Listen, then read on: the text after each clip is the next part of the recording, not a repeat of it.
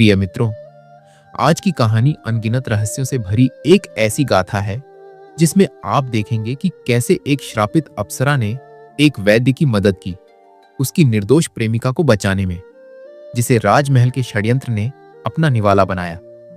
तो जल्दी से चैनल को सब्सक्राइब करके तैयार हो जाइए इस रहस्यमयी सफर का हिस्सा बनने के लिए। नदी के तट पर बसा था एक सुंदर नगर। हरे भरे बाग, सुगंधित फूलों की क्यारी और चहकते पक्षियों की मधुर तान। परंतु इस नगर के मध्य में खड़ा था एक विशाल पीपल का पेड़, जिसकी उम्र 500 वर्ष से भी अधिक थी। उसकी मोटी जड़ें धरती में इतनी गहरी ढंसी थीं, मानो किसी रहस्य को अपनी छाती में दबाए बैठी हों। लेकिन अजीब बात यह थी कि कोई भी उस पेड़ के पास नहीं जाता था। लोग उसे श्रापित पीपल कहते थे। जब भी पूर्णिमा की रात आती, उस पेड़ से एक अजीब संगीत निकलता था।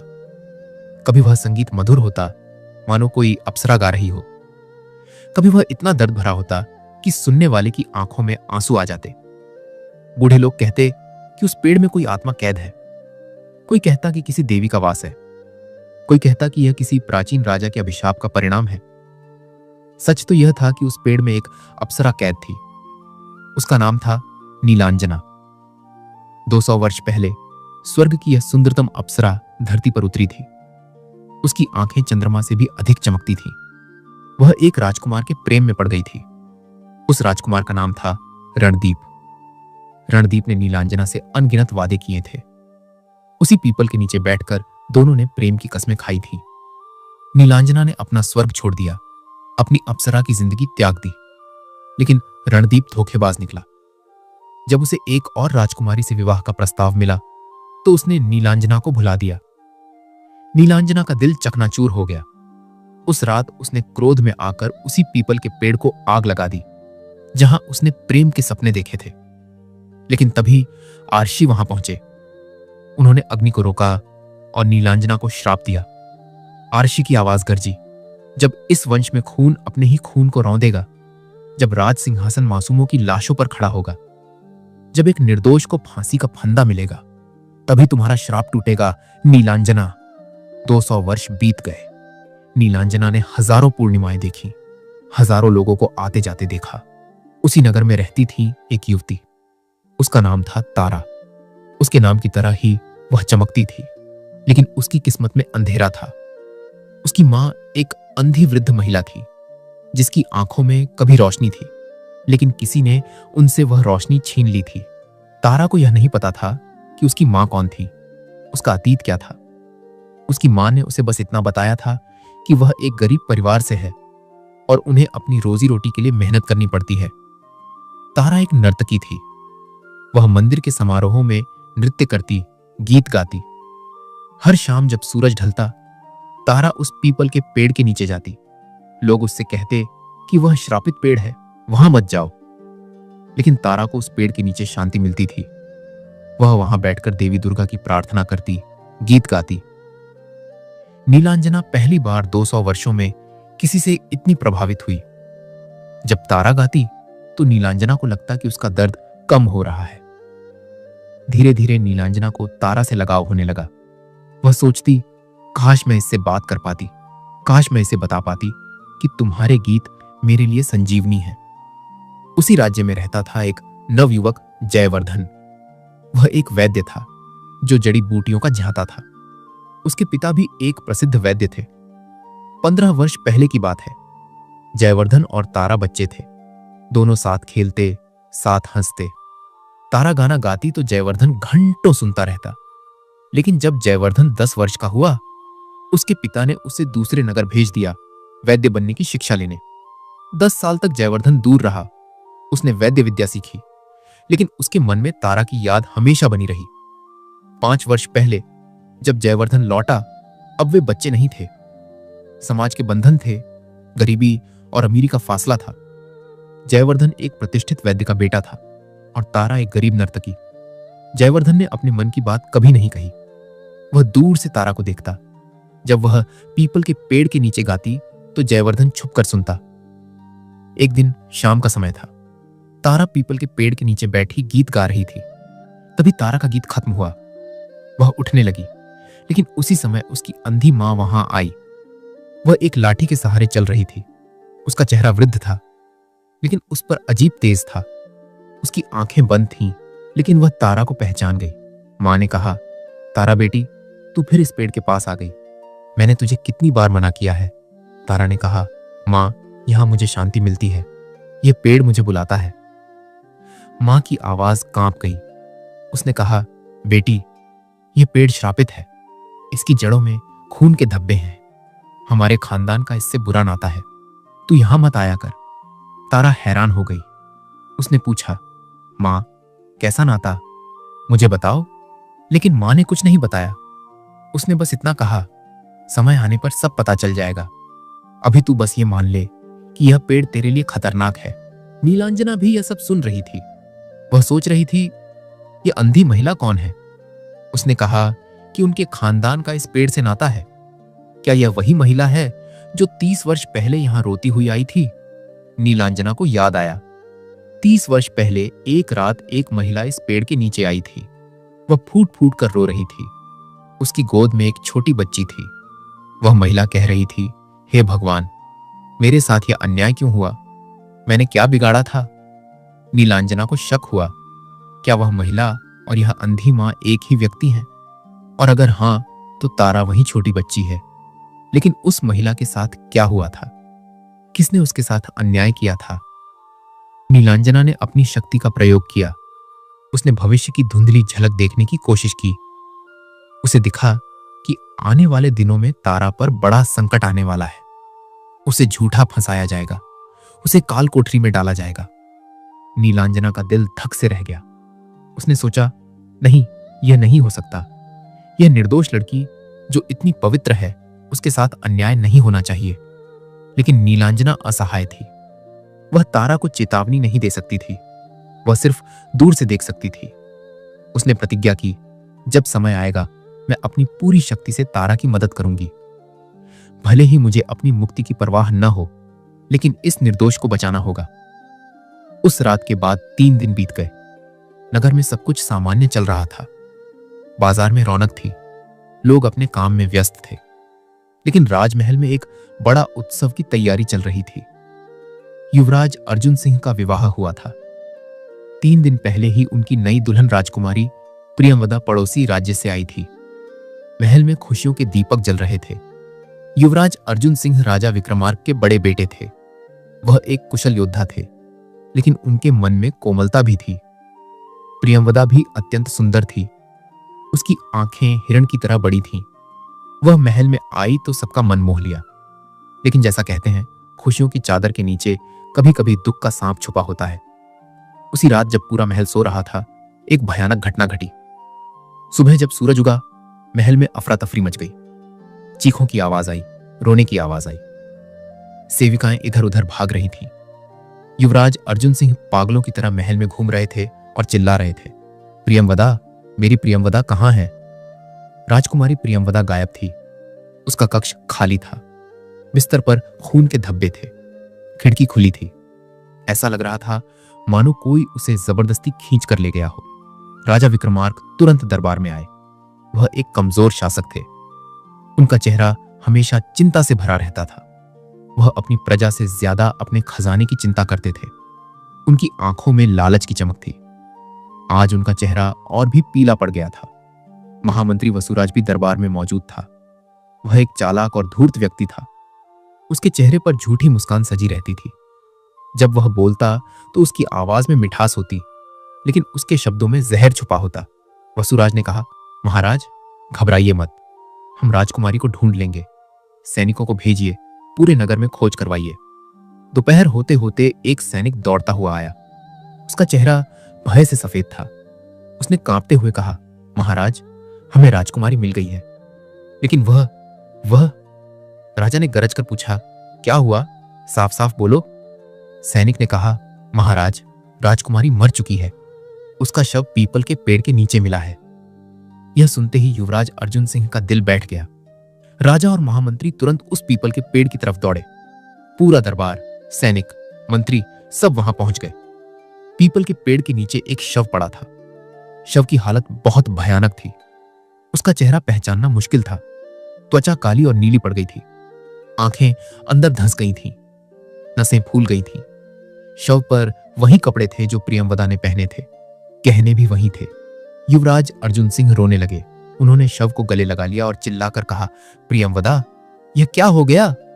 हमारा विवाह हुए 3 दिन ही हुए थे। हमने साथ जीने के सपने देखे थे। यह कैसा अन्याय हो गया? राजा विक्रमार्क भी स्तब्ध खड़े थे। उन्होंने कहा, यह किसने किया? कौन इतना क्रूर है कि एक निर्दोष नवविवाहिता को मार दे? वसुराज ने शव को ध्यान से देखा। उसने कहा, महाराज, लगता है इसे जहर दिया गया है। देखिए, चेहरा कितना विकृत हो गया है। तभी एक सैनिक ने शव की मुट्ठी खोली। उसमें कुछ था। वह एक घुंघरू था, सोने का बना हुआ छोटा सा घुंघरू। सैनिक ने वह घुंघरू महामंत्री को दिया। वसुराज ने घुंघरू को देखा और बोला, यह तो किसी नर्तकी का घुंघरू लगता है।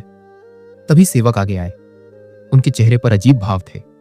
एक ने कहा, महाराज, हमने कल रात एक संदिग्ध व्यक्ति को यहां देखा था। राजा ने पूछा, कौन था वह? साफ साफ बताओ। महाराज, वह तारा नाम की नर्तकी थी।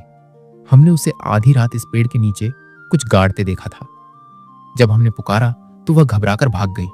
वसुराज ने कहा, तारा वही नर्तकी जो यहां रोज शाम को आती है, और यह घुंघरू भी उसी का हो सकता है। राजा ने आदेश दिया, तुरंत यहां खुदाई करो। देखो यहां क्या गड़ा है। सैनिकों ने पेड़ के नीचे खुदाई शुरू की। थोड़ी देर में उन्हें एक छोटी शीशी मिली। शीशी में कुछ तरल पदार्थ के अवशेष थे। वसुराज ने शीशी को सूंघा और बोला, यह जहर है महाराज। निश्चित रूप से यही जहर प्रियंवदा को दिया गया होगा। राजा क्रोध से लाल हो गए। उन्होंने गरज कर कहा, तारा को तुरंत पकड़कर लाओ, उसने यह घिनौना काम किया है। सैनिक तारा के घर की तरफ दौड़े। पूरे नगर में खबर फैल गई कि तारा ने राजकुमारी की हत्या की है। लोग हैरान थे। वह सीधी सादी लड़की ऐसा काम कैसे कर सकती है? तारा अपने घर में अपनी मां की सेवा कर रही थी। तभी सैनिक आए और उसे पकड़ लिया।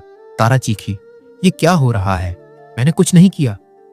सैनिक उसे घसीटते हुए पीपल के पेड़ के पास ले आए। तारा ने जब शव देखा तो उसके होश उड़ गए। उसने कहा, यह क्या है? यह कैसे हुआ? वसुराज ने घुंघरू उसके सामने रखा और पूछा, यह तुम्हारा है ना? तारा ने देखा, वह सच में उसका घुंघरू था। वह घबरा गई। उसने कहा, हाँ, यह मेरा है, लेकिन मुझे नहीं पता यह यहां कैसे आया। मैं तो कल रात घर पर थी। राजा ने गरज कर कहा, झूठ बोल रही है तू। 2 गवाहों ने तुझे यहां देखा है। तूने राजकुमारी को जहर दिया और यहां दफना दिया। बता, तूने यह क्यों किया? तारा रोने लगी। उसने कहा, महाराज, मैं निर्दोष हूं। मैं किसी को नुकसान नहीं पहुंचा सकती। मैंने राजकुमारी को देखा तक नहीं। मुझे फंसाया जा रहा है। लेकिन किसी ने उसकी बात नहीं सुनी। भीड़ चिल्ला रही थी, इसे सजा दो, इसे फांसी दो। तारा की मां भी वहां पहुंच गई थी। वह रो रही थी और कह रही थी, मेरी बेटी निर्दोष है, उसे छोड़ दो। प्रिय श्रोताओं, अगर आपको यह कहानी पसंद आ रही हो तो हमारी मेहनत को सफल बनाने के लिए इस वीडियो को लाइक, शेयर, सब्सक्राइब जरूर कीजिए और मिथिकल जादू के परिवार का सदस्य बनिए। राजा ने आदेश दिया, इसे कालकोठरी में डाल दो। 15 दिन बाद इसे फांसी दी जाएगी। तारा चीख रही थी, मैं बेकसूर हूं, मुझ पर विश्वास करो। लेकिन सैनिक उसे घसीट कर ले जाने लगे। तभी भीड़ में से एक आवाज आई, रुको। सब लोग पलटकर देखने लगे। वह जयवर्धन था। वह दौड़ता हुआ आया और सैनिकों के सामने खड़ा हो गया। वसुराज ने व्यंग्य से कहा, वैद्य जी, आप बीच में क्यों आ रहे हैं? यह राज्य का मामला है। जयवर्धन ने तारा की आंखों में देखा। उन आंखों में आंसू थे, लेकिन निर्दोषता भी थी। उस क्षण जयवर्धन ने फैसला कर लिया। उसने ऊंची आवाज में कहा, तारा निर्दोष है, मैं इसकी जमानत लेता हूं। राजा ने कहा, वैद्य जयवर्धन, तुम्हें क्या पता कि यह निर्दोष है? सबूत इसके खिलाफ हैं। जयवर्धन ने कहा, सबूत झूठे हो सकते हैं महाराज। मैं तारा को बचपन से जानता हूं। ये एक फूल को भी नहीं तोड़ सकती। किसी की हत्या की तो बात ही दूर है। वसुराज ने कहा, लेकिन वैद्य जी, आप इतना विश्वास क्यों कर रहे हैं? आखिर यह तो एक गरीब नर्तकी है। जयवर्धन का दिल धड़क रहा था। उसने तारा को देखा। तारा की आंखें उससे कुछ पूछ रही थी। जयवर्धन ने गहरी सांस ली और कहा, क्योंकि मैं इससे प्रेम करता हूं। तारा की आंखें फैल गईं। उसके होंठों पर हल्की सी मुस्कान आई, लेकिन साथ ही आंसू भी बह निकले। जयवर्धन ने पहली बार अपने मन की बात कह दी थी। जयवर्धन ने आगे कहा, महाराज, मैं तारा से बचपन से प्रेम करता हूं। मुझे पता है उसका दिल कितना साफ है। मैं आपसे निवेदन करता हूं, मुझे 15 दिन का समय दीजिए। मैं सच्चाई का पता लगाऊंगा। मैं साबित करूंगा कि तारा निर्दोष है। राजा विक्रमार्क ने सोचा। उन्हें जयवर्धन पर विश्वास था। जयवर्धन एक सम्मानित वैद्य था। उसने कहा, ठीक है वैद्य जयवर्धन, मैं तुम्हें 15 दिन देता हूं, लेकिन याद रखो, अगर तुम सबूत नहीं दे पाए तो तुम्हें भी तारा के साथ फांसी होगी। जयवर्धन ने कहा, मुझे मंजूर है महाराज, मैं सच्चाई जरूर ढूंढूंगा। राजा ने आदेश दिया, तारा को कालकोठरी में डाल दो। तारा जाते जाते एक बार पीछे मुड़कर जयवर्धन को देख रही थी। उसकी आंखों में कृतज्ञता थी, प्रेम था और विश्वास था। जयवर्धन खड़ा देखता रहा। उसका दिल टूट रहा था। नीलांजना यह सब देख रही थी। वह अदृश्य रूप में पेड़ की शाखा पर बैठी थी। उसकी आंखों से आंसू बह रहे थे। उसने सोचा, यह युवक सच्चा प्रेमी है। इसने अपनी जान की परवाह नहीं की। यह तारा के लिए लड़ेगा और मैं इसकी मदद करूंगी। मैं अपनी सारी शक्तियों का इस्तेमाल करके सच सामने लाऊंगी। नगर के लोग अपने घरों को लौट गए थे, लेकिन वैद्य जयवर्धन वहीं खड़ा था, पीपल के पेड़ के नीचे, अकेला, टूटा हुआ। उसके पैर लड़खड़ाए और वह धीरे धीरे पेड़ के पास गया। उसने पेड़ के मोटे तने को छुआ, फिर घुटनों के बल बैठ गया। उसका माथा तने से टिक गया और उसकी आंखों से आंसू बहने लगे। उसकी आवाज कांप रही थी। पेड़ की छाल पर उसके आंसू गिर रहे थे।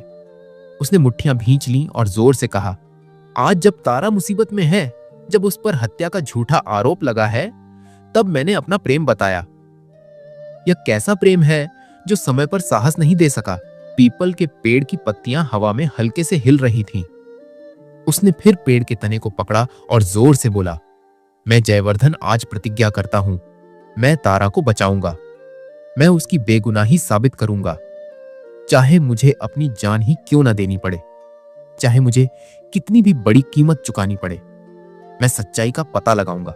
यह मेरा वचन है, मेरी प्रतिज्ञा है। उसकी आवाज में इतनी पीड़ा थी, इतना दर्द था कि पत्थर भी पिघल जाता। नीलांजना अदृश्य रूप में पेड़ की शाखा पर बैठी यह सब सुन रही थी। उसकी आंखों से भी आंसू बह रहे थे। उसे अपना अतीत याद आ गया। 200 साल पहले वह भी ऐसे ही रोई थी। उसने भी अपना दिल यहीं तोड़ा था, लेकिन तब कोई नहीं था उसके लिए लड़ने वाला। कोई नहीं था जो उसके लिए अपनी जान दे देता। नीलांजना ने जयवर्धन को देखा। यह युवक अलग है, उसने सोचा। यह सच्चा है, इसका प्रेम पवित्र है। यह तारा के लिए मर सकता है। यह वैसा धोखेबाज नहीं है जैसा रणदीप था। यह सच्चा प्रेमी है। शायद सब लोग धोखेबाज नहीं हैं।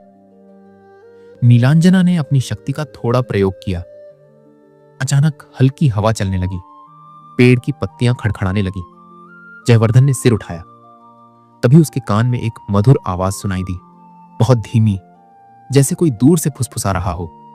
आवाज कह रही थी, हिम्मत रखो वीर युवक, सच्चाई की हमेशा जीत होती है। तुम्हारा प्रेम तुम्हें राह दिखाएगा। अंधेरे के बाद सुबह जरूर आती है। जयवर्धन चौंका। उसने इधर उधर देखा, लेकिन कोई नहीं था, बस वह पेड़ और उसकी छाया। उसे लगा शायद यह हवा की आवाज थी। यह कहकर वह अपने घर की तरफ चल पड़ा। रात भर जयवर्धन अपने कमरे में बैठा सोचता रहा। दोपहर का समय था। जयवर्धन महल के बाहर खड़ा सोच रहा था कि अब कहां से शुरुआत करे। उसे उस शव की जांच करनी थी। तभी महल के पिछले दरवाजे से एक महिला की परछाई दिखी। महिला तेज कदमों से जयवर्धन की तरफ बढ़ी। पास आकर उसने घूंघट हटाया। यह रानी मेघलता थी, राजा विक्रमार्क की पत्नी। रानी ने कहा, वैद्य जी, मुझे आपसे बात करनी है, बहुत जरूरी। दोनों महल के एक सुनसान बगीचे में गए। रानी रुकी और जयवर्धन की तरफ मुड़ी। उसके चेहरे पर भय था। रानी ने कहा, वैद्य जी, महल में सब ठीक नहीं है। यहां गहरा षड्यंत्र चल रहा है। राजकुमारी प्रियंवदा की यह पहली मौत नहीं है। पिछले 3 सालों में 2 और लोग रहस्यमय तरीके से मरे हैं। जयवर्धन चौंक गया। उसने पूछा, कौन मरे हैं रानी जी? रानी ने कहा, 3 साल पहले राजा का छोटा भाई राजकुमार इंद्रवर्मा। कहा गया कि घोड़े से गिरकर गर्दन टूट गई, लेकिन मैंने शव देखा था। गर्दन पर नीले धब्बे थे, मानो गला घोंटा गया हो। होंठ काले पड़े थे। जयवर्धन समझ गया ये जहर के लक्षण हैं। उसने पूछा, राजा ने क्या किया? रानी ने कहा, कुछ नहीं, जल्दी अंतिम संस्कार करवा दिया, जांच तक नहीं करवाई। मैंने पूछा तो डांट दिया। रानी ने आगे कहा, और 2 साल पहले महामंत्री विष्णुदास की भी रहस्यमय मौत हुई। वे बहुत ईमानदार थे। उनका शव पुराने कुएं के पास मिला। सिर पर गहरी चोट थी। कहा गया पैर फिसल गया और पत्थर से सिर टकराया। उसने कहा, लेकिन मुझे लगता है उन्हें मारा गया, क्योंकि उन्होंने कुछ देख लिया था। जयवर्धन ने पूछा, आपको किसी पर शक है? रानी कांप गई। उसने बहुत धीरे कहा, महामंत्री वसुराज। जयवर्धन का दिल धक से रह गया, वही जिसने दरबार में व्यंग्य किया था। रानी ने कहा, वसुराज कोई साधारण मंत्री नहीं। उसके कक्ष से रात में अजीब रोशनी निकलती है, लाल, हरी, और मंत्रों की आवाजें आती हैं। जयवर्धन ने पूछा, आपने राजा को नहीं बताया? रानी रोने लगी। उसने कहा, राजा कमजोर है। जब मैंने सवाल किए तो राजा ने कहा, मेघलता, इन बातों में मत पड़ो, खतरनाक है। जयवर्धन समझ गया यह मामला बहुत गहरा था। रानी वापस महल चली गई। जयवर्धन सोचता रहा। रानी मेघलता से बात करने के बाद जयवर्धन को एक बात समझ आ गई थी। सच्चाई महल के अंदर कहीं छुपी है। उसे वहां जाना होगा जहां कोई नहीं जाता। उसे वे सबूत ढूंढने होंगे जो दबा दिए गए हैं। शाम को जब सूरज ढल रहा था, रानी मेघलता फिर से पीपल के पेड़ के पास आई। इस बार उसके चेहरे पर एक निश्चय था। उसने जयवर्धन से कहा, वैद्य जी, मैंने बहुत सोचा। अगर आपको सच्चाई चाहिए तो एक जगह है जहां हमें जाना होगा। जयवर्धन ने पूछा, कौन सी जगह? रानी ने कहा, महल के पिछवाड़े में एक पुराना कुआं है। वह 30 साल से बंद है। राजा ने खुद उसे बंद करवाया था और सबको मना किया कि कोई उसके पास ना जाए। जयवर्धन को यह अजीब लगा। एक कुआं इतने सालों से बंद क्यों? उसने पूछा, लेकिन क्यों बंद किया? रानी ने धीरे से कहा, क्योंकि उसी कुएं के पास महामंत्री विष्णुदास का शव मिला था और कुछ सेवकों ने कहा था कि कुएं के अंदर कुछ अजीब चीजें दिख रही थीं। लेकिन राजा ने किसी को कुछ देखने नहीं दिया और तुरंत भारी पत्थरों से बंद करवा दिया। जयवर्धन ने कहा, रानी जी, हमें वहां जाना होगा। आधी रात के बाद जयवर्धन चुपचाप महल के पिछले दरवाजे पर पहुंचा। रानी मेघलता वहां इंतजार कर रही थी। दोनों धीरे धीरे आगे बढ़ते गए। थोड़ी दूर चलने के बाद रानी ने रुककर एक जगह इशारा किया। वहां झाड़ियों के बीच में बड़े बड़े पत्थर दिखे। उन पर जंग लगे लोहे के जाल भी थे। यह वह कुआं था, इतने सालों से बंद पड़ा। जयवर्धन ने मशाल की रोशनी में देखा। पत्थर बहुत भारी थे। उसने कहा, हमें इन पत्थरों को हटाना होगा। आधे घंटे की कड़ी मेहनत के बाद कुएं का मुंह आधा खुल गया। जयवर्धन ने कुएं में झांका। अंधेरा था। जयवर्धन धीरे धीरे नीचे उतरने लगा। कुआं बहुत गहरा था। थोड़ी देर बाद उसके पैर नीचे जमीन को छू गए। उसने मशाल आगे की ओर देखा। यह कोई साधारण कुआं नहीं था। नीचे पानी नहीं था, बल्कि एक छोटा सा कमरा था। उसे कुछ चीजें दिखीं। सबसे पहले कुछ पुराने फटे कपड़े। वे रेशमी थे और खून से सने थे। खून इतना पुराना था कि काला पड़ गया था।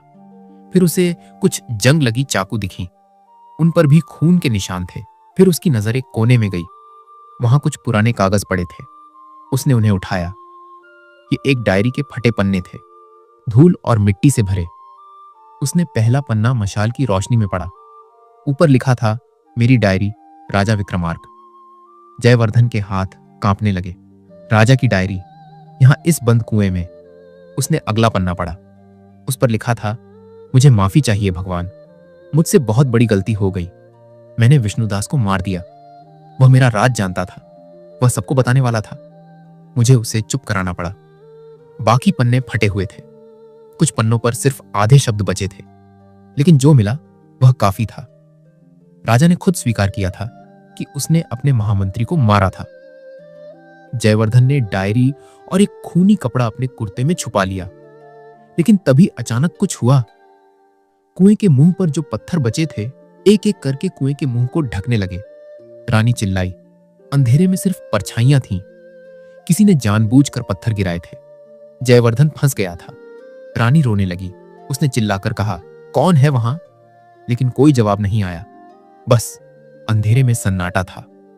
किसी ने कुएं का मुख फिर से पत्थरों से बंद कर दिया था। नीलांजना ने अपनी शक्ति से महसूस किया कि जयवर्धन खतरे में है। उसने तुरंत अपनी पूरी शक्ति लगाकर एक तूफान बुलाया। तभी अचानक तेज हवा चलने लगी।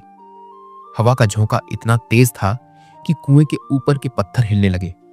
वे लुढ़क कर दूर जाने लगे। जयवर्धन ने मौका देखा और पूरी ताकत से रस्सी पकड़कर ऊपर चढ़ गया। वह बाहर आ गया, हाँफ रहा था, पसीने से लथपथ था। दोनों वहां से भागने लगे। जयवर्धन रुका और पीछे मुड़कर देखा। वहां अंधेरा था, कोई दिखाई नहीं दिया। उसने सोचा, कौन था वह?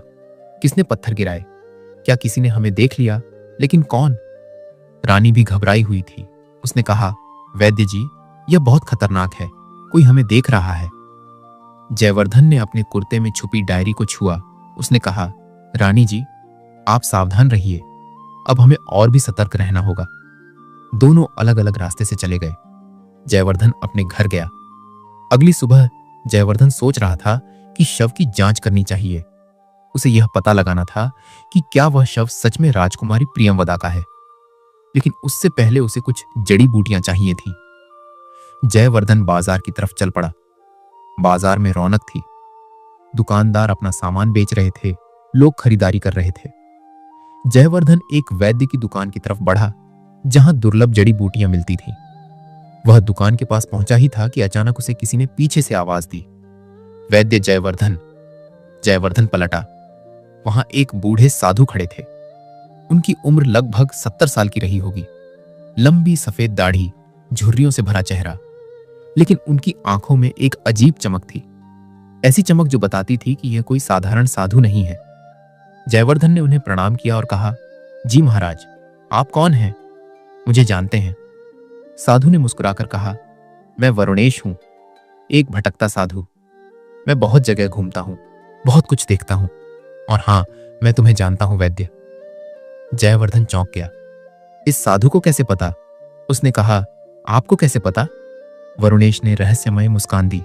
उसने कहा, साधु बहुत कुछ देखते हैं वत्स। हवा में बातें होती हैं, पेड़ फुसफुसाते हैं। जो आंखें खुली हों वे सच देख लेती हैं। जयवर्धन को यह बात अजीब लगी, लेकिन साधु के चेहरे पर एक दिव्यता थी। उसने पूछा, तो क्या आप मुझे कुछ बताना चाहते हैं महाराज? वरुणेश ने इधर उधर देखा, फिर जयवर्धन के पास आकर धीरे से बोले, वैद्य, जिसे तुम खोज रहे हो वह तुम्हारे सामने नहीं है। याद रखो, जो मरा वो जिंदा है और जो दिखता है वो नहीं है। जयवर्धन का माथा चकरा गया। ये क्या पहेली थी? उसने पूछा, मतलब? मैं समझा नहीं। वरुणेश ने कहा, तुम जल्द समझ जाओगे। अभी बस इतना जान लो कि जो शव तुमने देखा वह वो नहीं है जो तुम सोचते हो, और जिसे तुम मरा हुआ समझ रहे हो वह कहीं जिंदा है। जयवर्धन ने सोचा, तो क्या उसका शक सही था? क्या वह शव सच में प्रियंवदा का नहीं है? उसने पूछा, महाराज, आप साफ साफ क्यों नहीं बताते? अगर आपको सच पता है तो मुझे बताइए। वरुणेश ने सिर हिलाया। उसने कहा, सच्चाई को खुद खोजना पड़ता है वत्स। अगर मैं सब कुछ बता दूं तो तुम्हारी परीक्षा कैसे होगी? तुम्हें खुद सबूत ढूंढने होंगे, खुद समझना होगा। जयवर्धन निराश हुआ, लेकिन साधु ने फिर कहा, जिस लड़की को तुम बचाना चाहते हो वह कोई साधारण लड़की नहीं है। उस लड़की की नसों में राजघराने का खून बहता है। वह जो दिखती है वो नहीं है। उसकी असलियत कुछ और है। उसकी मां ने उसे छुपा कर रखा है, लेकिन सच कब तक छुपेगा? सच को एक दिन बाहर आना ही है। जयवर्धन के होश उड़ गए। उसने घबराकर पूछा, महाराज, आप यह क्या कह रहे हैं? कृपया साफ साफ बताइए। लेकिन वरुणेश मुस्कुराए। उन्होंने कहा, बस इतना ही काफी है अभी, बाकी तुम खुद जान जाओगे। और हां, याद रखना, जो महामंत्री है वह सिर्फ सत्ता के लिए नहीं लड़ रहा। उसके मन में बदले की आग है, 25 साल पुरानी आग। उस आग की कहानी जानोगे तो सब समझ आएगा। यह कहकर वरुणेश वहां से चलने लगे। जयवर्धन ने उन्हें रोकने की कोशिश की। उसने कहा, महाराज रुकिए, मुझे और बताइए। लेकिन वरुणेश ने पीछे मुड़कर देखा और कहा, वैद्य जयवर्धन, तुम्हारा प्रेम सच्चा है, इसलिए तुम्हें मदद मिलेगी। देवी शक्तियां तुम्हारे साथ हैं, और याद रखो, अंत में सच की ही जीत होगी। यह कहकर साधु वरुणेश भीड़ में गायब हो गए। जयवर्धन वहीं खड़ा रह गया। उसका मन भारी हो गया था। इतने सारे सवाल, इतनी सारी पहेलियां। जो मरा वो जिंदा है, मतलब प्रियंवदा जिंदा है। जो दिखता है वो नहीं है, मतलब वह शव किसी और का है, तारा राजघराने से है। यह कैसे संभव है? वसुराज के मन में बदले की आग है। क्या बदला? किससे? 25 साल पुरानी कहानी, वही समय जब राजा ने विष्णुदास को मारा। सब कुछ जुड़ा हुआ था, लेकिन कैसे? यह पहेली अभी भी अधूरी थी। जयवर्धन ने जड़ी बूटियां खरीदी और घर की तरफ चलने लगा। घर पहुंचकर जयवर्धन ने डायरी के पन्ने फिर से पढ़े। बहुत ध्यान से फटे शब्दों को जोड़ने की कोशिश की। कुछ शब्द मिटे हुए थे, कुछ सिर्फ आधे बचे थे, लेकिन धीरे धीरे एक वाक्य उसे समझ आया। पन्ने पर लिखा था, तुलसीवती मेरी पहली पत्नी, मैंने उसके साथ अन्याय किया, उसकी बेटी छुपा दी। जयवर्धन का दिल तेज धड़कने लगा। तुलसीवती, राजा की पहली पत्नी, उसकी बेटी को छुपा दिया। क्या यह वही तारा है? अब सब कुछ समझ आने लगा। साधु वरुणेश ने कहा था कि तारा राजघराने से है, और डायरी में राजा ने लिखा है कि उन्होंने अपनी पहली पत्नी के साथ अन्याय किया और बेटी को छुपा दिया। तो क्या तारा वही बेटी है? क्या तारा राजकुमारी है? और वह अंधी मां, क्या वह रानी तुलसीवती है? जयवर्धन को चक्कर आने लगा। यह बहुत बड़ा खुलासा था। अगर यह सच है तो तारा को फंसाना और भी खतरनाक साजिश का हिस्सा है। सुबह हुई। उसने वे खास जड़ी बूटियां तैयार की जो कल बाजार से लाया था। ये जड़ी बूटियां त्वचा पर लगाने से असली रंग दिख जाता है। अगर किसी ने जहर से त्वचा का रंग बदला है तो यह पकड़ा जाएगा। जयवर्धन सीधे महल पहुंचा। जयवर्धन ने कहा, महाराज, मुझे फिर से उस शव की जांच करनी है। मुझे कुछ महत्वपूर्ण बातें पता लगानी है। वसुराज ने बीच में कहा, महाराज, वैद्य जी को क्या परेशानी है? शव की जांच तो हो चुकी है, अब बार बार क्यों देखना चाहते हैं? जयवर्धन ने वसुराज की तरफ देखा। उसने दृढ़ता से कहा, क्योंकि मुझे लगता है कि कुछ छूट गया है। एक वैद्य होने के नाते मेरा कर्तव्य है कि मैं पूरी जांच करूं। राजा ने सोचा और फिर कहा, ठीक है, तुम्हें इजाजत है, लेकिन जल्दी करो। सबसे पहले जयवर्धन ने शव के चेहरे को गौर से देखा। त्वचा काली और नीली पड़ी हुई थी, नसें फूली हुई थीं। उसने उस जड़ी बूटी का लेप तैयार किया और थोड़ा सा गर्दन की त्वचा पर लगाया। कुछ देर इंतजार किया। धीरे धीरे कुछ होने लगा। जहां उसने लेप लगाया था वहां की काली त्वचा हल्की होने लगी, असली रंग दिखने लगा। जयवर्धन का दिल तेज धड़कने लगा। यह विषवनी जहर था, एक दुर्लभ जहर जो मरने के बाद त्वचा को जानबूझकर काला और विकृत कर देता है। तो किसी ने जानबूझकर इस शव को बिगाड़ा है ताकि पहचान ना हो सके। सब कुछ साफ हो गया। यह कोई अचानक हुई हत्या नहीं थी, यह एक सोची समझी साजिश थी। किसी ने पहले से यह शव तैयार किया था, किसी और को मारा था, फिर उसे विषफेनी से विकृत किया, फिर प्रियंवदा के कपड़े और गहने पहनाए, और फिर पीपल के पेड़ के नीचे रखा ताकि तारा पर आरोप लगे। जयवर्धन कमरे से बाहर आया। उसका मन तेजी से सोच रहा था। अब उसे यह पता लगाना था कि यह शव किसका है। महल में हाल के दिनों में कौन लापता हुआ था। वह सीधे रानी मेघलता के कक्ष की तरफ बढ़ा। रानी मेघलता बाहर आई। उसके चेहरे पर चिंता थी। उसने पूछा, क्या हुआ वैद्य जी? जयवर्धन ने धीरे से कहा, रानी जी, मुझे आपसे कुछ पूछना है, बहुत जरूरी बात है। जयवर्धन ने पूछा, रानी जी, महल में कोई ऐसी दासी थी जो राजकुमारी प्रियंवदा से मिलती जुलती थी, रंग रूप में, कद में? रानी ने सोचा, फिर उसकी आंखों में चमक आई। उसने कहा, हां वैद्य जी, मेरी एक दासी थी, उसका नाम सुकन्या था। वह प्रियंवदा से थोड़ी मिलती जुलती थी, उम्र भी लगभग बराबर थी, लेकिन वह तो 10 दिन पहले अचानक गायब हो गई। जयवर्धन का दिल तेज धड़कने लगा। 10 दिन पहले, प्रियंवदा की शादी से 1 हफ्ता पहले। उसने पूछा, गायब हो गई मतलब? किसी ने उसे ढूंढा नहीं? रानी ने कहा, मैंने ढूंढा, लेकिन महामंत्री वसुराज ने कहा कि शायद वह भाग गई है। उसने कहा कि उसका किसी के साथ प्रेम था और वह उसके साथ चली गई होगी। राजा ने भी ज्यादा ध्यान नहीं दिया, बस एक दासी थी। जयवर्धन समझ गया, वसुराज ने सुकन्या को मारा था 10 दिन पहले, फिर उसके शव को उन जड़ी बूटियों से सुरक्षित किया। सब कुछ पहले से योजनाबद्ध था। उसने उत्साह से कहा, रानी जी, यह शव प्रियंवदा का नहीं है, यह आपकी दासी सुकन्या का है। वसुराज ने उसे मारा और एक बड़ी साजिश रची। रानी के मुंह से चीख निकल गई। उसने हाथ मुंह पर रख लिया। उसकी आंखों में आंसू आ गए। उसने कहा, तो प्रियंवदा, जयवर्धन ने कहा, प्रियंवदा जिंदा है। वसुराज ने उसे कहीं छुपाया है। यह सब एक षड्यंत्र है। लेकिन अब मेरे पास सबूत है कि तारा निर्दोष है। उसने कोई हत्या नहीं की, क्योंकि हत्या हुई ही नहीं। प्रियंवदा जिंदा है। रानी ने कहा, तो हमें तुरंत राजा को बताना चाहिए। जयवर्धन ने सिर हिलाया। उसने कहा, अभी नहीं। अगर हमने अभी बताया और वसुराज को पता चल गया तो वह प्रियंवदा को मार देगा। पहले हमें प्रियंवदा को ढूंढना होगा। वह कहीं इसी महल में छुपी होगी। रानी ने सहमति में सिर हिलाया, लेकिन उसके चेहरे पर डर था। उसने कहा, महल बहुत बड़ा है, इतनी सारी कोठरियां हैं, प्रियंवदा को ढूंढना आसान नहीं होगा। जयवर्धन ने कहा, हम ढूंढेंगे रानी जी, और इस बार हमारे पास मदद भी है। रानी ने पूछा, किसकी मदद? जयवर्धन ने आकाश की तरफ देखा। उसने कहा, किसी दिव्य शक्ति की। मुझे लगता है कि कोई हमारी मदद कर रहा है। वही जिसने मुझे कुएं से बचाया। शायद वही हमें प्रियंवदा तक पहुंचाएगा। नीलांजना पीपल के पेड़ पर बैठी ये सब अपनी शक्ति से देख रही थी। उसे खुशी हुई। जयवर्धन ने सच का एक बड़ा हिस्सा जान लिया। शव की जांच करने के बाद जयवर्धन का विश्वास और पक्का हो गया था। लेकिन अब सबसे बड़ा सवाल यह था कि प्रियंवदा कहाँ है? जयवर्धन महल से बाहर आया। उसका मन भारी था। 12 दिन बचे थे।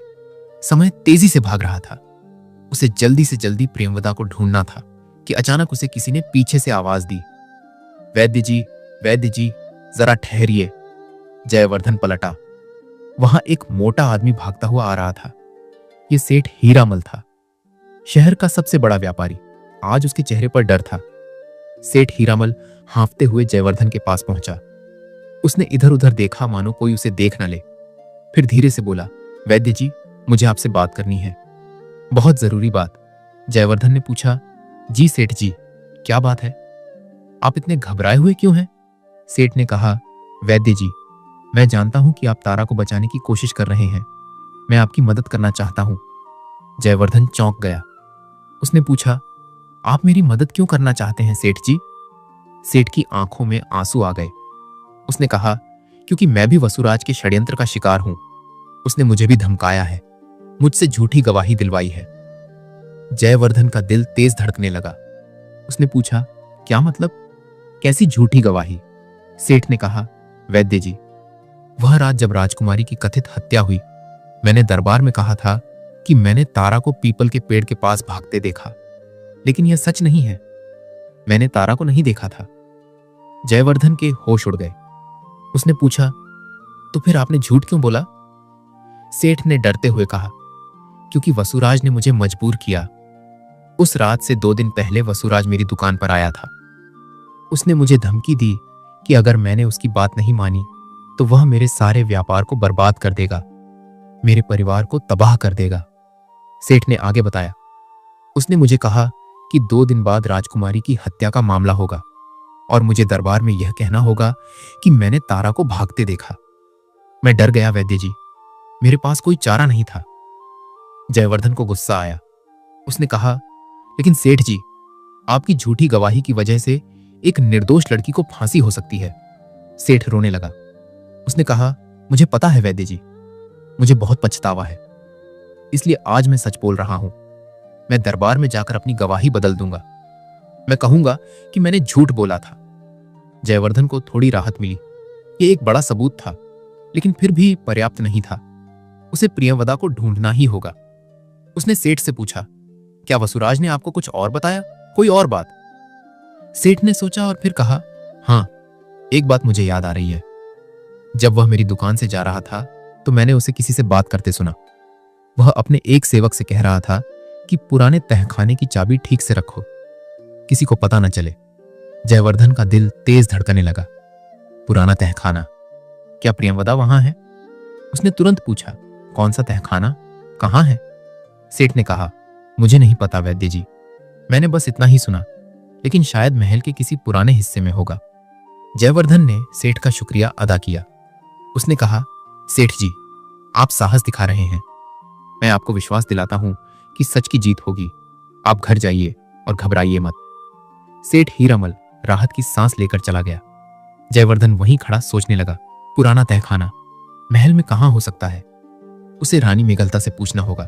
लेकिन अभी शाम हो गई थी, अंधेरा होने वाला था, रात हो गई। जयवर्धन ने खाना खाया और बिस्तर पर लेट गया। धीरे धीरे जयवर्धन की आंखें बंद हो गईं और वह सो गया।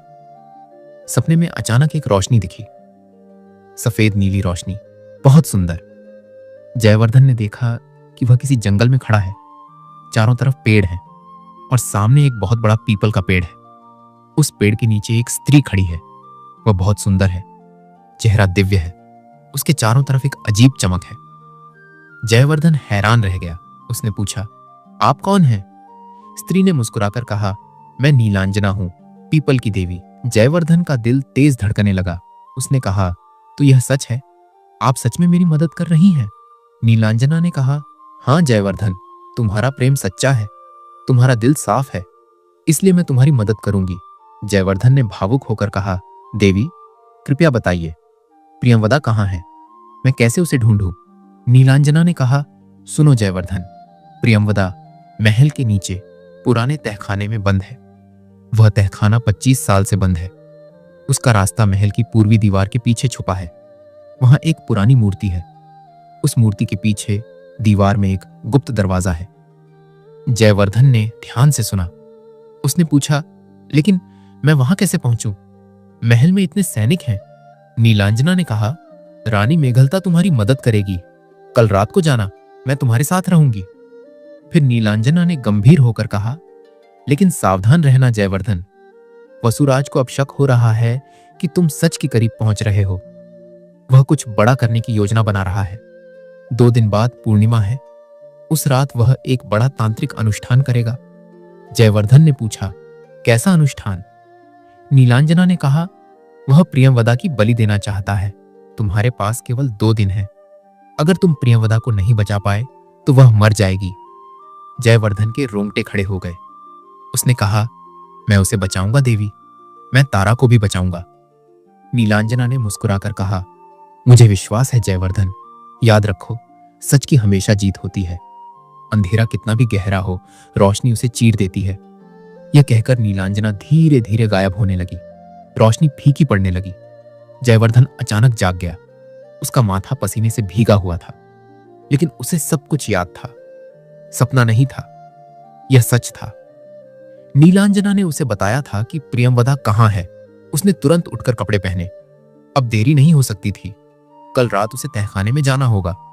रानी मेघलता की मदद लेनी होगी और प्रियंवदा को बचाना होगा। 2 दिन बाद पूर्णिमा थी और उस रात वसुराज कुछ भयानक करने वाला था।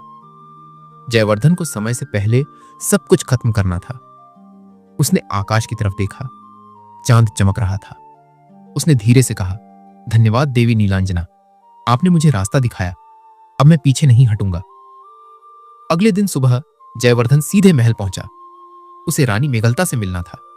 नीलांजना ने सपने में जो बताया था वह उसे रानी को बताना था। दोपहर में जब महल में सब लोग व्यस्त थे, जयवर्धन ने रानी से बात की। उसने धीरे से कहा, रानी जी, मुझे पता चल गया है कि प्रियंवदा कहाँ है। रानी की आंखें चौड़ी हो गईं। उसने चारों तरफ देखा और फिर फुसफुसाकर पूछा, कहाँ? जयवर्धन ने कहा, महल के नीचे एक पुराने तहखाने में, पूर्वी दीवार के पीछे एक गुप्त दरवाजा है। रानी ने हैरानी से कहा, पूर्वी दीवार? हाँ, वहां एक पुरानी शिव मूर्ति है। वह हिस्सा 30 साल से बंद है। लेकिन आपको कैसे पता चला? जयवर्धन ने कहा, मुझे एक दिव्य संकेत मिला रानी जी। मुझे विश्वास है कि प्रियंवदा वहीं है। हमें आज रात वहां जाना होगा। रात हो गई। जयवर्धन पीपल के पेड़ के नीचे खड़ा था। चांद आसमान में चमक रहा था। उसने पेड़ को छुआ और धीरे से कहा, देवी नीलांजना, कृपया हमारी रक्षा करना। आधी रात के बाद जयवर्धन महल के पिछले दरवाजे पर पहुंचा। रानी मेघलता वहां इंतजार कर रही थी। उसके हाथ में चाबियों का एक गुच्छा था। दोनों चुपचाप महल के अंदर घुसे। सैनिक दूर थे। दोनों धीरे धीरे गलियारे से होते हुए पूर्वी हिस्से की तरफ बढ़े। वहां अंधेरा था, मकड़ी के जाले थे। स्पष्ट था कि यहां कोई नहीं आता। रानी ने एक पुराना दरवाजा खोला। अंदर एक कमरा था। वहां दीवार में कुछ अजीब निशान थे। उसने दीवार को ध्यान से देखा। फिर उसे एक छोटा सा उभार मिला। उसने उसे दबाया। अचानक दीवार में से एक छोटा दरवाजा खुल गया, बहुत छोटा, बस एक व्यक्ति घुस सके। उसने दरवाजा खोला। अंदर एक छोटा सा कमरा था, अंधेरा था, बदबू आ रही थी। उन्होंने देखा कोने में एक लड़की पड़ी थी, चेहरा धूल से भरा था, बाल बिखरे हुए थे। रानी चीख पड़ी, प्रियंवदा। वह लड़की धीरे से हिली। उसने कमजोर आवाज में कहा, कौन है? रानी और जयवर्धन तुरंत उसके पास गए। रानी ने उसे गले लगा लिया और रोने लगी। उसने कहा, प्रियंवदा बेटी, तुम ठीक हो? प्रियंवदा की आंखों में आंसू आ गए। उसने कहा, माताजी, आपको कैसे पता चला? रानी ने उसका चेहरा पोंछा।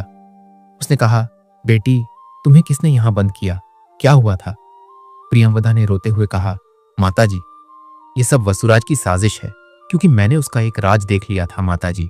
विवाह से 3 दिन पहले मैं रात को महल में घूम रही थी। नींद नहीं आ रही थी। मैं अपने पति को ढूंढ रही थी। तभी मैंने देखा कि वसुराज और ससुर जी किसी कमरे में बात कर रहे हैं। जयवर्धन ने पूछा, क्या बात हो रही थी? प्रियंवदा ने कहा, मैं दरवाजे के पास छुपकर सुन रही थी। वसुराज कह रहा था, राजा, तुम बहुत दिनों से मेरे कहे अनुसार चल रहे हो। अब समय आ गया है। तुम्हें अपना राज्य मुझे सौंपना होगा, नहीं तो मैं वो राज्य सबके सामने खोल दूंगा। रानी और जयवर्धन दोनों चौंक गए। प्रियंवदा ने आगे कहा, ससुर जी घबराए हुए थे।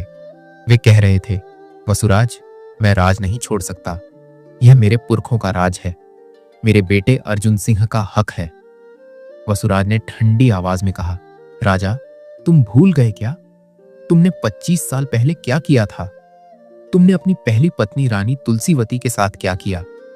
तुमने अपनी नवजात बेटी को अंधे कुएं में फेंका था। यह राज अगर बाहर आ गया तो तुम्हारा क्या होगा? तुम्हारी प्रजा तुम्हें क्या कहेगी? तुम्हारा बेटा अर्जुन सिंह तुम्हें क्या कहेगा? प्रियंवदा ने रोते हुए कहा, मैं यह सुनकर हैरान रह गई। मुझे नहीं पता था कि ससुर जी की पहली पत्नी थी और उनकी एक बेटी भी थी जिसे मारने की कोशिश की गई। रानी मेघलता ने सिर झुका लिया।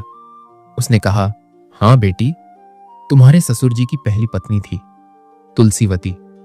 वह बहुत सुंदर और दयालु थी, लेकिन 30 साल पहले अचानक वह गायब हो गई। राजा ने कहा कि वह प्रसव के बाद बीमार होकर मर गई। बच्ची भी मर गई, लेकिन मुझे हमेशा शक रहा कि कुछ गड़बड़ है। जयवर्धन को सब कुछ समझ आ गया। राजा विक्रमार्क ने अपनी पहली पत्नी तुलसीवती और उनकी नवजात बेटी के साथ कुछ भयानक किया था, और वसुराज इस राज को जानता था। उसने पूछा, फिर क्या हुआ प्रियंवदा? प्रियंवदा ने कहा, अचानक वसुराज दरवाजे पर आ गए और मुझे पता भी नहीं चला। मैंने भागने की कोशिश की, मगर उसने तुरंत मेरा मुंह बंद कर दिया, और फिर मुझे नहीं पता मैं कैसे यहां पहुंची।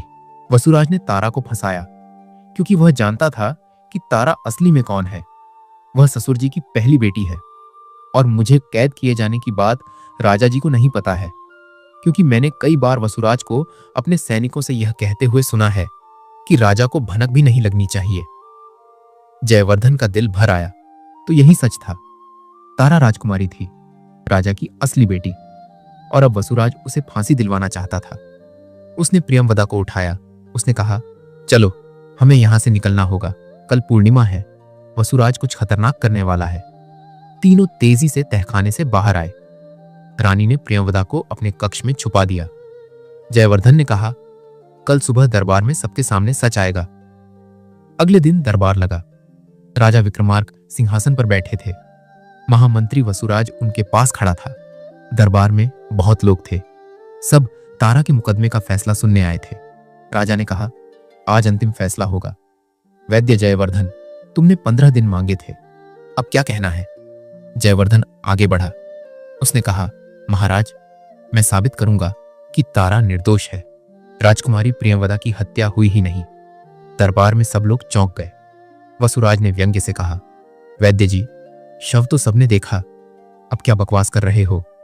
जयवर्धन ने कहा, वह शव प्रियंवदा का नहीं था, वह दासी सुकन्या का था, और सबूत यह है कि प्रियंवदा जिंदा है। यह कहकर उसने पर्दे की तरफ इशारा किया। रानी मेघलता पर्दा खोलकर बाहर आई, और उनके साथ प्रियंवदा थी। दरबार में सब लोग खड़े हो गए। राजा की आंखें फटी रह गईं। वसुराज का चेहरा पीला पड़ गया। प्रियंवदा ने कहा, हाँ, मैं जिंदा हूं। वसुराज ने मुझे तहखाने में बंद किया था। उसने मेरी दासी सुकन्या को मारा और मेरे कपड़े पहनाकर शव बना दिया। दरबार में शोर मच गया। राजा ने चीख कर कहा, यह कैसे हो सकता है? वसुराज, यह सच है। वसुराज घबरा गया।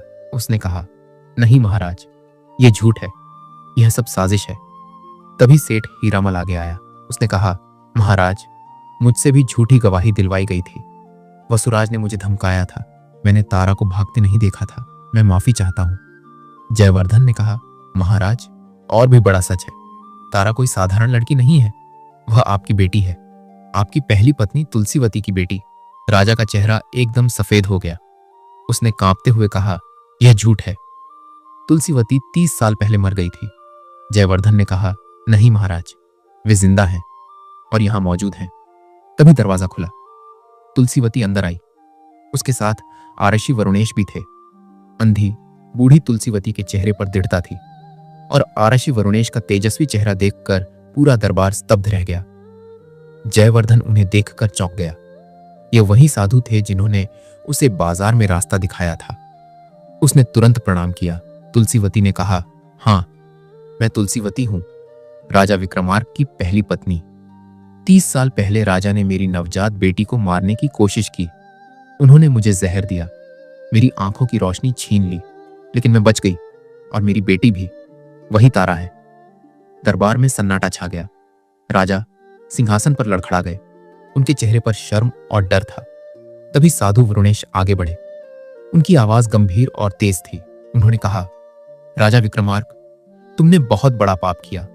तुमने अपनी पत्नी के साथ अन्याय किया, अपनी नवजात बेटी को मारने की कोशिश की, महामंत्री विष्णुदास को मौत के घाट उतारा। यह सब मैं जानता हूं। राजा कांप गए। उन्होंने कहा, आप कौन हैं महात्मा? आर्ची वरुणेश ने कहा, मैं वही आर्ची हूं जो पिछले 50 सालों से उस पीपल के पेड़ के नीचे जमीन में समाधि लगाकर तपस्या कर रहा था। वही पेड़ जहां तारा को फंसाया गया। दरबार के सब लोग हैरान रह गए। आर्ची वरुणेश ने आगे कहा, और राजा, यह सब तुम्हारे घराने का पुराना पाप है। तुम्हारे दादा राजा रणदीप ने भी एक बड़ा अपराध किया था। राजा ने घबराकर पूछा, मेरे दादा का अपराध कौन सा? आर्ची वरुणेश ने पूरे राज दरबार में विस्तार से बताया कि कैसे राजा के दादा राजा रणदीप ने उस विशाल पीपल में रहने वाली अप्सरा नीलांजना को धोखा दिया, और स्वयं मैंने ही उस अप्सरा नीलांजना को श्राप दिया। राज दरबार में विद्यमान सभी जन चकित थे। जयवर्धन समझ गया। नीलांजना ने उसकी मदद इसीलिए की थी क्योंकि उसका प्रेम सच्चा था। वरुणेश ने राजा की तरफ देखा। उन्होंने कहा, राजा विक्रमार्क, तुम्हारे दादा के पाप का फल तुम्हारे घर पर आया। तुमने भी वही गलती दोहराई। तुमने भी एक निर्दोष स्त्री के साथ अन्याय किया। अब समय आ गया है कि तुम पश्चाताप करो। राजा रो पड़े। उन्होंने कहा, महात्मा, मुझसे बहुत बड़ी गलती हुई, मैं क्या करूं? आर्षि वरुणेश ने कहा, तुम्हें अपना राज्य अपने बेटे राजकुमार अर्जुन सिंह को सौंप देना होगा और अपना बाकी जीवन गरीबों की सेवा में बिताना होगा। तुम्हें आजीवन पश्चाताप करना होगा, तभी तुम्हारे पापों का प्रायश्चित होगा। राजा ने सिर झुकाकर कहा, जैसी आपकी आज्ञा महात्मा, मैं ऐसा ही करूंगा। आर्षि वरुणेश ने आकाश की तरफ देखा। उन्होंने कहा, और अब समय आ गया है अप्सरा नीलांजना को मुक्त करने का। श्राप की शर्त पूरी हो गई। आर्षि वरुणेश ने अपनी छड़ी उठाई और एक मंत्र बोला। अचानक दरबार में एक तेज रोशनी फैल गई। उस रोशनी में नीलांजना प्रकट हुई। वह बहुत सुंदर थी। उसके चेहरे पर शांति थी। उसकी आंखों में आंसू थे। नीलांजना ने वरुणेश को प्रणाम किया। उसने कहा, गुरुदेव, आपका धन्यवाद, आपने मुझे मुक्त किया। फिर उसने जयवर्धन की तरफ देखा। उसने मुस्कुराकर कहा, जयवर्धन, तुम्हारा प्रेम सच्चा था, इसलिए मैंने तुम्हारी मदद की। नीलांजना धीरे धीरे गायब होने लगी। उसने कहा, अब मैं अपने लोक जा रही हूं, तुम दोनों हमेशा खुश रहो। और वह चली गई। वसुराज चिल्लाया, यह सब झूठ है, यह जादू है। वह भागने लगा, लेकिन सैनिकों ने उसे पकड़ लिया। वसुराज ने हार मान ली। उसने गुस्से से कहा, हां, मैंने सब किया। राजा कमजोर है, मैं राज का असली हकदार हूं। राजा ने आदेश दिया, वसुराज को कैद कर दो, उसे फांसी की सजा दी जाएगी। फिर राजा ने कहा, तारा को रिहा करो, वह मेरी बेटी है, मेरी राजकुमारी है। सैनिक तारा को कोठरी से बाहर लाए। तारा ने जयवर्धन को देखा तो मुस्कुरा दी। जयवर्धन ने उसका हाथ पकड़ा। राजा ने रोते हुए कहा, तारा, तुलसीवती, मुझे माफ कर दो। मैंने बहुत गलतियां की, अब मैं राज्य छोड़ रहा हूं, बाकी जीवन प्रायश्चित में बिताऊंगा। वरुणेश ने कहा, यही सही है। सच्चाई की जीत हुई, अब शांति होगी। पूरे दरबार में खुशी की लहर दौड़ गई। प्रजा खुश थी, तारा को न्याय मिल गया था। प्रिय दर्शकों, यह थी हमारी कहानी। आशा है आपको यह कहानी पसंद आई होगी। यदि पसंद आई हो तो कृपया इस वीडियो को लाइक कीजिए, हमारे चैनल को सब्सक्राइब कीजिए ताकि ऐसी और रोचक कहानियां आप तक पहुंचती रहें। इस कहानी को अपने मित्रों और परिवार के साथ शेयर कीजिए। कमेंट में जरूर बताइए कि अगली कहानी कैसी चाहिए। और हाँ, आप यह कहानी किस देश प्रदेश से सुन रहे हैं, ये जरूर बताइए। आपका प्रेम और साथ ही हमारी ताकत है। धन्यवाद। मिलते हैं अगली कहानी में।